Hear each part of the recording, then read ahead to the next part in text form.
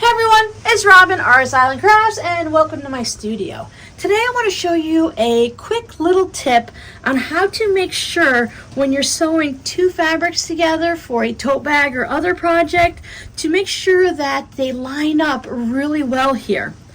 Now I can get mine to line up pretty close, if not perfect, each time. If they're off just a little smidge, maybe a 1/16 of an inch or an 1/8 of an inch, but I'm going to show you a way to ensure that they're lined up perfectly every time.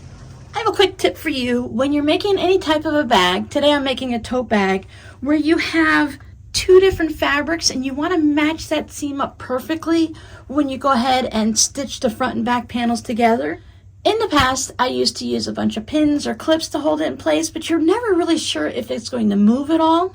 So now I am using these double stick 1/4 inch tapes.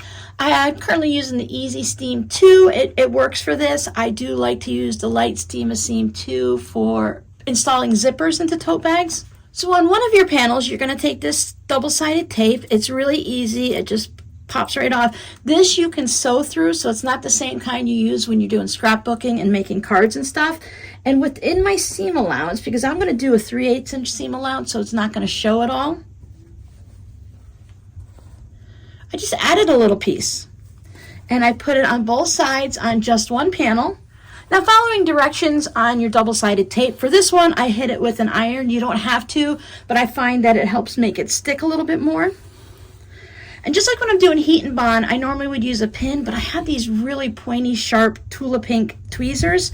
So I just take this and I scratch a little spot here just to give myself a place to go ahead and peel the paper off. Because trying to peel it from the end, I kept peeling off the adhesive and it wouldn't stick to anything because I peeled off the glue. So you can see the glue that's left on there.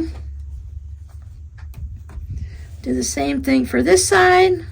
You don't want to push down too hard with your pin or tweezers because you don't want to do any type of damage to your fabric. I put my two panels right sides together and I make sure that I'm going to line everything up perfectly here, because that was the whole point of doing this, to make sure that my browns go right together. This is pressure sensitive, so if I go like this, it's just going to hold it together temporarily. You can also put a clip in it to hold it between here and the iron. I usually do this right over at my pressing station.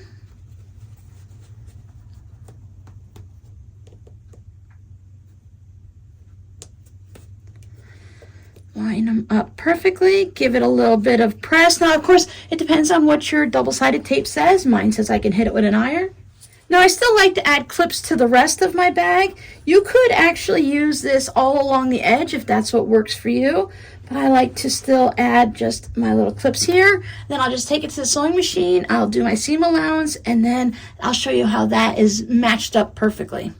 Now, I haven't boxed my corners. As you can see, I haven't finished the tote bag up, put handles on or anything, but I just wanted to show you and how nice that works.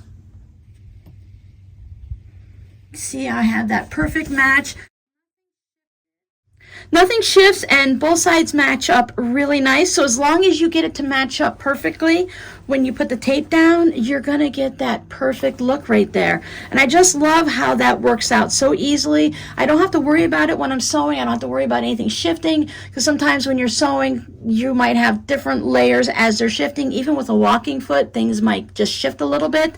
And it doesn't take much to shift this out of position so it's noticeable, especially with a dark bottom and a lighter color on the top. So I'm finding more and more uses as I go for this really simple double-sided tape. So you do get two rolls. They each have 20 yards each on this brand. Everybody is a little bit different. But it seems like for the 1/4 inch that 40 yards is the standard. Again, I have two rolls of this.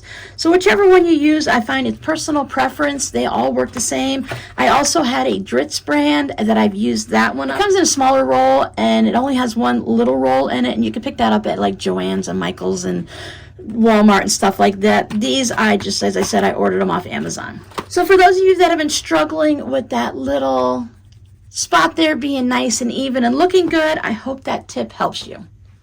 Bye.